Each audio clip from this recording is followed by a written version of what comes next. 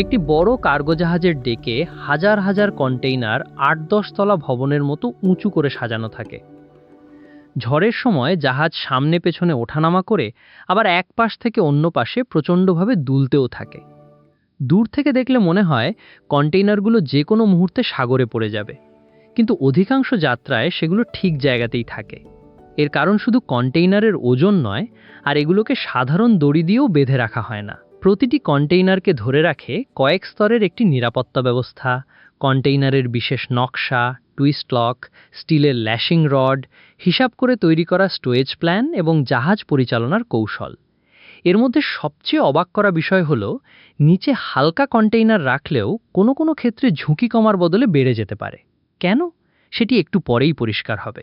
প্রথমে বুঝতে হবে, সমুদ্রে জাহাজ শুধু ডানে বামে দোলে না। একটি জাহাজ ৬ ধরনের গতির সম্মুখীন হতে পারে: রোল, পিচ, ইয়াও, হিভ, সোয়ে এবং সার্জ। সহজভাবে বললে, জাহাজ পাশের দিকে কাত হয়, সামনে পেছনে দোলে, ওপর নিচে ওঠে এবং বিভিন্ন দিকে সরে যায়।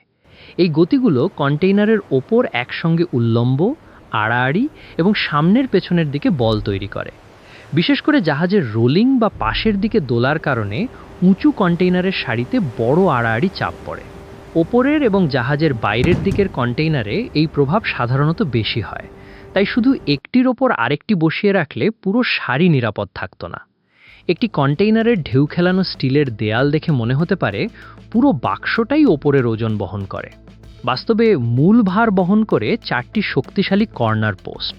প্রতিটি পোস্টের ওপরে ও নিচে থাকে মোটা স্টিলের কর্নার কাস্টিং, অর্থাৎ বিশেষ ছিদ্রযুক্ত সংযোগস্থান। সব আন্তর্জাতিক মানের কন্টেইনারে এই কর্নারগুলোর অবস্থান নির্দিষ্ট মাপ অনুযায়ী তৈরি করা হয়। তাই একটি কন্টেইনার আরেকটির ওপর বসালে তাদের 4টি কর্নার পোস্ট একই সরলরেখায় চলে আসে। ওপরের কন্টেইনারগুলোর ওজন দেয়ালের ওপর না পড়ে কর্নার পোস্টের মাধ্যমে নিচের দিকে এবং শেষে জাহাজের ডেক পর্যন্ত পৌঁছে যায়।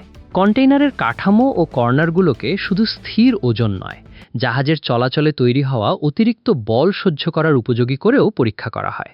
কিন্তু শক্তিশালী কর্নার থাকলেই তো দুটি কন্টেইনার একসঙ্গে আটকে যায় না। এখানেই কাজ করে প্রথম গুরুত্বপূর্ণ লক। একটি কন্টেইনারের নিচের 4টি কর্নারে বসানো হয় টুইস্ট লক নামের ছোট কিন্তু অত্যন্ত শক্তিশালী স্টিলের যন্ত্র।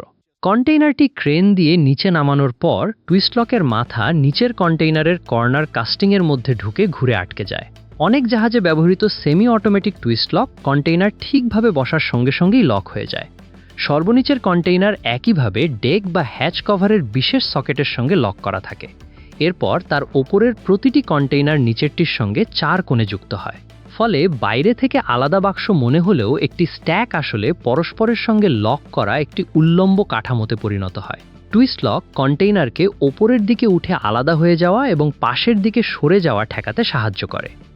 তবে ঝড়ের সব শক্তি শুধু এই ছোট লকের ওপর ছেড়ে দেওয়া হয় না, কারণ লম্বা স্ট্যাক পাশের দিকে কাত হলে তার নিচের অংশে আরও এক ধরনের চাপ তৈরি হয়। ডেকের ওপর থাকা কন্টেইনার স্ট্যাকের নিচের কয়েকটি স্তরকে তির্যকভাবে ধরে রাখে মোটা স্টিলের ল্যাশিং রড। রডের এক প্রান্ত কন্টেইনারের কর্নার কাস্টিংয়ে এবং অন্য প্রান্ত ডেক বা উঁচু ল্যাশিং ব্রিজের অ্যাঙ্কর পয়েন্টে যুক্ত করা হয়। টার্নবাকল ঘুরিয়ে রডটি শক্ত করে টান দেওয়া হয়, তারপর লক নাট দিয়ে সেটি স্থির রাখা হয়। জাহাজ পাশের দিকে দুললে কন্টেইনার আয়তক্ষেত্র থেকে সামান্য হেলে বিকৃত হওয়ার চেষ্টা করে। একে র্যাকিং বলা হয়। তির্যক ল্যাশিং রড সেই পাশমুখী বিকৃতি ও কাত হয়ে যাওয়ার প্রবণতা নিয়ন্ত্রণ করে। কোন স্ট্যাকে কয়টি রড লাগবে, রড কোন স্তরের কর্নারে যুক্ত হবে এবং বাইরের সারিতে অতিরিক্ত উইন্ড ল্যাশিং লাগবে কিনা, এসব জাহাজের নির্দিষ্ট কার্গো সিকিউরিং ম্যানুয়াল অনুযায়ী ঠিক করা হয়। আর ডেকের নিচের হোল্ডে অনেক জাহাজে উল্লম্ব স্টিলের সেল গাইড থাকে। কন্টেইনার সেই গাইডের ভেতর দিয়ে নিচে নামে, ফলে পাশের দিকে সরে যাওয়ার সুযোগ খুব কম থাকে। অর্থাৎ ডেকের ওপরে প্রধানত টুইস্টক ও ল্যাশিং, আর হোল্ডের ভেতরে সেল গাইডও গুরুত্বপূর্ণ সুরক্ষা দেয়। এখন আসি সেই অবাক করা বিষয়টিতে। বন্দরে ক্রেন অপারেটর ইচ্ছামতো খালি জায়গায় কন্টেইনার বসান না। জাহাজে তোলার আগেই প্রতিটি ভর্তি কন্টেইনারের ভেরিফাইড গ্রস মাস বা যাচাই করা মোট ওজন জানা বাধ্যতামূলক। এই ওজন ব্যবহার করে কম্পিউটার ভিত্তিক স্টোরেজ প্ল্যান তৈরি করা হয়। প্ল্যানে প্রতিটি কন্টেইনারের জন্য নির্দিষ্ট বে, রো এবং টিয়ার ঠিক করা থাকে।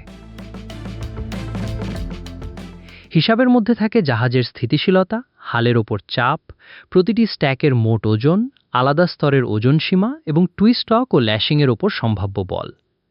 সাধারণভাবে ভারী কন্টেইনার নিচের দিকে এবং হালকা কন্টেইনার ওপরের দিকে রাখার চেষ্টা করা হয়, কিন্তু নিয়মটি শুধু এতটুকু নয়। ধরা যাক একটি স্ট্যাকের মোট ওজন সীমার মধ্যেই আছে, কিন্তু নিচের কন্টেইনারগুলো খুব হালকা এবং তুলনামূলক ভারী কন্টেইনার ওপরের দিকে রাখা হয়েছে। এতে পুরো স্ট্যাকের ভারকেন্দ্র ওপরে উঠে যেতে পারে। জাহাজ দুললে তখন ল্যাশিং ও নিচের কন্টেইনারের ওপর পাশমুখী বল আরও বেড়ে যায়। তাই শুধু মোট ওজন ঠিক থাকলেই হয় না, কোন স্তরে কত ওজন আছে সেটিও সমান গুরুত্বপূর্ণ। এ কারণেই সঠিক ওজন ঘোষণা না করা বিপজ্জনক। ভুল ওজনের ভিত্তিতে কন্টেইনার ভুল স্থানে বসলে পুরো স্ট্যাকের হিসাব বদলে যেতে পারে। লোডিংয়ের সময় এবং প্রয়োজন অনুযায়ী যাত্রাপথেও জাহাজের ব্যালাস্ট ট্যাঙ্কে পানি নেওয়া বা বের করা হয়, যাতে জাহাজের ড্রাফট, ভারসাম্য ও স্থিতিশীলতা অনুমোদিত সীমার মধ্যে থাকে। ক্রুরা ল্যাশিং প্ল্যান অনুযায়ী টুইস্ট লক, রড ও টার্নবাকল পরীক্ষা করেন। নিরাপদ সুযোগ থাকলে সমুদ্রযাত্রার মধ্যেও ঢিলে হওয়া ল্যাশিং পর্যবেক্ষণ করা হয়। আবহাওয়া খারাপ হলে ক্যাপ্টেন শুধু সোজা গন্তব্যের দিকে একই গতিতে এগিয়ে যান না। আবহাওয়ার পূর্বাভাস ও ঢেউয়ের দিক দেখে রুট, জাহাজের গতি কিংবা ঢেউয়ের সঙ্গে জাহাজের কোনো পরিবর্তন করা হতে পারে। উদ্দেশ্য হলো রোলিং, পিচিং ও হালের ওপর আঘাতের মাত্রা কমানো। অর্থাৎ কন্টেইনার নিরাপদ রাখার শেষ স্তরটি কোনো যন্ত্র নয়, সেটি হলো সঠিকভাবে জাহাজ পরিচালনা করা। এত ব্যবস্থার পরও কন্টেইনার হারানো পুরোপুরি বন্ধ হয়নি। ওয়ার্ল্ড শিপিং কাউন্সিলের 2026 সালের প্রতিবেদনে বলা হয়েছে, 2025 সালে বিশ্বজুড়ে প্রায় 28 কোটি কন্টেইনার পরিবহনের বিপরীতে আনুমানিক 1478টি কন্টেইনার সাগরে হারিয়েছে। অর্থাৎ মোট পরিবহনের প্রায় 0.0005%, প্রতি 10 লাখে প্রায় 5টি। ক্ষতি সাধারণত বিরল, কিন্তু গুরুতর কয়েকটি ঘটনার মধ্যে বেশি কেন্দ্রীভূত হয়। প্রচণ্ড প্রতিকূল আবহাওয়া ও ঢেউ, অগ্নিকাণ্ড, ভুল ওজন, ভুল স্টোয়েজ, ঢিলা বা ক্ষয়প্রাপ্ত টুইস্টলক, অনুপস্থিত ল্যাশিং কিংবা ক্ষতিগ্রস্ত কন্টেইনার, একাধিক কারণ একসঙ্গে কাজ করতে পারে। একটি নিচের কন্টেইনারের কর্নার পোস্ট বা ল্যাশিং ব্যবস্থা ব্যর্থ হলে তার ওপরের স্ট্যাক পাশের স্ট্যাকে আঘাত করতে পারে। তখন ধারাবাহিকভাবে কয়েকটি সারি ভেঙে পড়ার ঝুঁকি তৈরি হয়। অর্থাৎ অধিকাংশ বড় ক্ষতি একটি লক হঠাৎ খুলে যাওয়ার কারণে নয়। সাধারণত সীমার অতিরিক্ত বল ও কয়েকটি দুর্বলতা একসঙ্গে মিলেই পুরো ব্যবস্থার সক্ষমতা ছাড়িয়ে যায়। তাহলে হাজার হাজার কন্টেইনার ঝড়ের মাঝেও জাহাজ থেকে পড়ে যায় না কেন? কারণ সেগুলো শুধু একটির ওপর আরেকটি রাখা থাকে না। শক্তিশালী ও মানসম্মত কর্নার পোস্ট ও কর্নার কাস্টিং ওজন বহন করে। টুইস্টক প্রতিটি স্তরকে যুক্ত করে। ল্যাশিং রড ও সেল গাইড পাশমুখী চলাচল নিয়ন্ত্রণ করে। সঠিক ওজনের ভিত্তিতে তৈরি স্টোয়েজ প্ল্যান পুরো স্ট্যাককে ভারসাম্যে রাখে। আর ক্যাপ্টেন ও ক্রুরা আবহাওয়া অনুযায়ী জাহাজের চলাচল ও সুরক্ষা ব্যবস্থা নিয়ন্ত্রণ করেন। তাই বাইরে থেকে আমরা রঙিন বাক্সের একটি উঁচু স্তূপ দেখলেও বাস্তবে সেটি হলো কাঠামো, লক, স্টিলের রড, গণনা এবং জাহাজ পরিচালনা, এই 5টি স্তর নিয়ে তৈরি একটি পূর্ণাঙ্গ প্রকৌশল ব্যবস্থা। টুইস্টক, ল্যাশিং রড এবং ওজনের পরিকল্পনা, এর মধ্যে কোন বিষয়টি আপনার কাছে সবচেয়ে আকর্ষণীয় লেগেছে কমেন্টে জানান।